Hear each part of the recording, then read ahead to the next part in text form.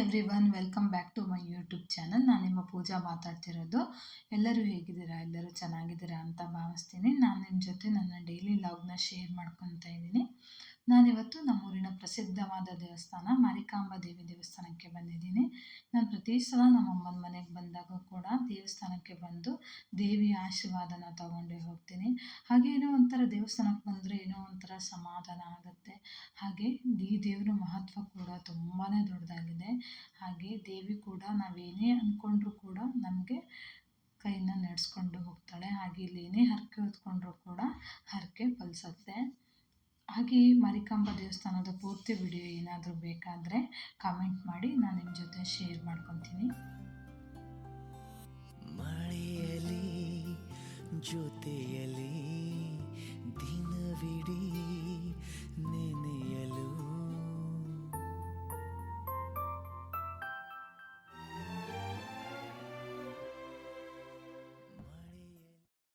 ಆನಂತರ ದೇವಸ್ಥಾನದಿಂದ ಊರಿಗೆ ಹೊರಟ್ವಿ. ಆನಂತರ ಊರಿಗೆ ಹೋಗ್ತಾ ನಮ್ದೇನು ಬ್ರೇಕ್ಫಾಸ್ಟ್ ಆಗಿತ್ತು. ಹಾಗಾಗಿ ನಾವಿಲ್ಲಿ ಸಿದ್ದಾಪುರ ಹೋಟೆಲ್ ಗಂಗೋತ್ರಿ ಅಂತ ಇಲ್ಲಿ ಟಿಫನ್ಗೆ ಬಂದಿದ್ವಿ. ಹಾಗೆ ಇಲ್ಲಿ ಟಿಫನ್ಗೆ ನನ್ನ ಮಗಳಿಗೆ ಇಡ್ಲಿ ವಡೆ, ಹಾಗೆ ನಮಗೆ ಮಸಾಲೆ ದೋಸೆನ ತರಿಸ್ಕೊಂಡಿದ್ವಿ. ನನ್ನ ಮಗಳಿಗೆ ಇಡ್ಲಿ ವಡೆ ತಿನ್ನಿಸಿ ಆನಂತರ ನಾವು ಮಸಾಲೆ ದೋಸೆ ಕೂಡ ಟೇಸ್ಟ್ ತುಂಬಾ ಚೆನ್ನಾಗಿತ್ತು.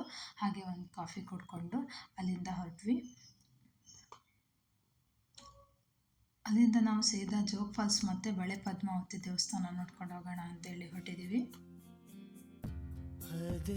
ಅದೇ ಮೋಡವೀಗ ವಿನೂತನ ರೂಪ ತಾಳಿ ನಿನ್ನ ಸೋಕಿದೆ,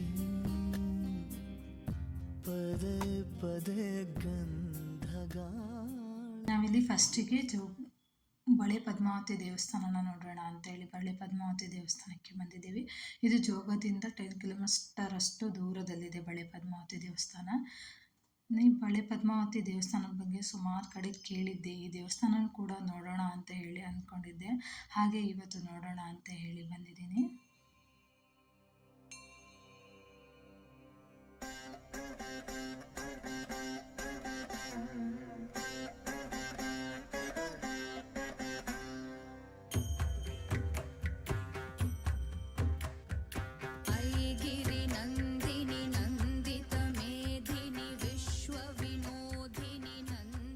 ದೇವಿ ದರ್ಶನ ಕೂಡ ನಮಗೆ ತುಂಬ ಚೆನ್ನಾಗಾಯಿತು. ಹಾಗೆ ತುಂಬ ಜನ ಇಲ್ಲ ಆಗಿತ್ತು, ಹಾಗಾಗಿ ದರ್ಶನ ಕೂಡ ಬೇಗ ಆಯಿತು.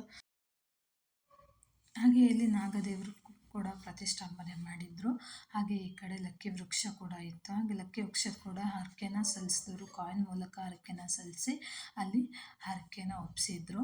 ಹಾಗೆ ಈ ಕಡೆ ಹೋಗ್ತಾ ಇರ್ಬೇಕಾದ್ರೆ ಈ ಕಡೆ ದೊಡ್ಡದಾಗಿ ಮುಕ್ತಿನಾಗ ಸ್ವಾಮಿ ಅಂತ ಹೇಳಿ ದೇವಸ್ಥಾನ ಕೂಡ ಇತ್ತು. ಇಲ್ಲಿ ನಾಗದೋಷ ಏನಾದರೂ ಇದ್ದರೆ ಇಲ್ಲಿ ಕೂಡ ಬಂದು ಪರಿಹಾರ ಮಾಡ್ಕೊತಾರಂತೆ. ಹಾಗೆ ಇಲ್ಲಿನ ನಾಗದೇವರು ಕೂಡ ತುಂಬ ಹೈಟಲ್ಲಿ ಇತ್ತು. ಹಾಗೆ 7 ಎಡೆ ಸರ್ಪ ಇದೆ. ಇಲ್ಲಿ ತುಲಾಭಾರ ಕೂಡ ವ್ಯವಸ್ಥೆ ಇತ್ತು. ಹಾಗೆ ಈ ಕಡೆ ನವಗ್ರಹಗಳು ಕೂಡ ಇತ್ತು. ಇಲ್ಲಿ ಸ್ವಲ್ಪ ಡಿಫ್ರೆಂಟ್ ಆಗಿತ್ತು ನವಗ್ರಹ ಮಂಟಪ. ಇಲ್ಲಿ ಇದು ಗೋಳಾಕಾರದಲ್ಲಿತ್ತು ನವಗ್ರಹ ಮಂಟಪ. ನಾವು ಬೇರೆ ಕಡೆ ನೋಡೋಕ್ಕಿಂತ ಇಲ್ಲಿ ಸ್ವಲ್ಪ ವಿಭಿನ್ನವಾಗಿತ್ತು. ಹಾಗೆ ಇದು ಜೈನರ ಕಟ್ಟಿಸಿರುವಂತಹ ಬಳೆ ಪದ್ಮಾವತಿ ದೇವಸ್ಥಾನ ಇದು.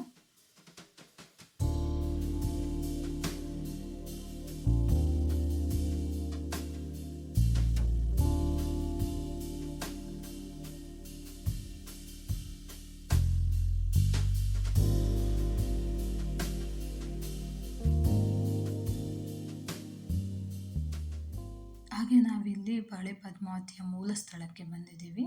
ಇಲ್ಲಿ ಬಳೆ ಪದ್ಮಾವತಿ ದೇವಸ್ಥಾನದ ಎದುರುಗಡೆನೇ ಇರೋದು ಮೂಲ ಸ್ಥಳ.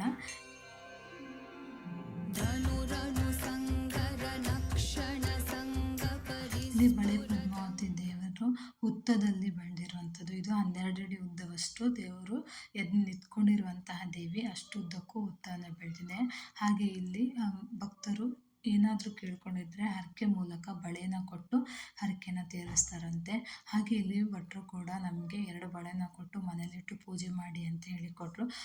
ಯಾರೇ ಬಂದರೂ ಕೂಡ ಬಳೆನ ಕೊಟ್ಟು ಇಲ್ಲಿ ಕಳಿಸ್ತಾರಂತೆ. ಹಾಗೆ ಇಲ್ಲಿ ಪರಿವಾರ ದೇವರು ಕೂಡ ನಿರ್ಮಿಸಿದ್ರು ಈ ಕಡೆ.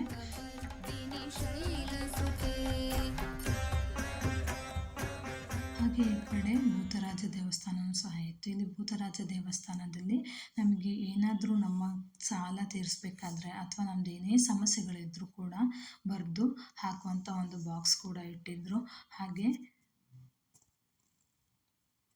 ಈ ವಿಡಿಯೋ ಇಷ್ಟ ಆಗಿದ್ದರೆ ನನಗೆ ಲೈಕ್ ಮಾಡಿ, ಶೇರ್ ಮಾಡಿ ಹಾಗೂ ಕಮೆಂಟ್ ಮಾಡಿ. Thank you for watching.